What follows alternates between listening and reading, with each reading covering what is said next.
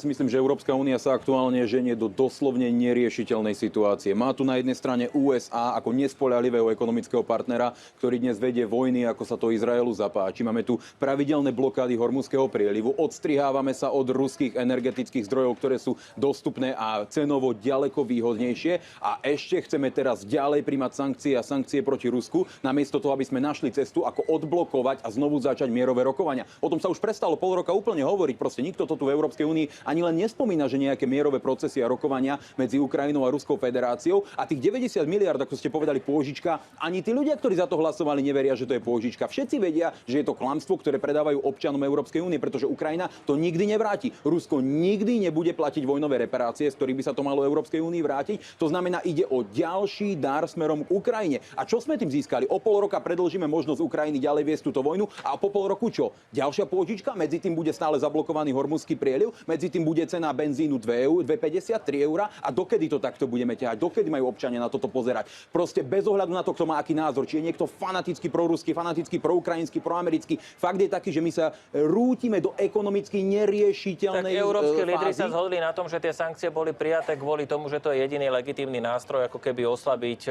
Rusov v agresii na Ukrajinu. A mierové rokovania už dnes nie sú nie len ani legitímny nástroj, ale ani na mieste. Naposledy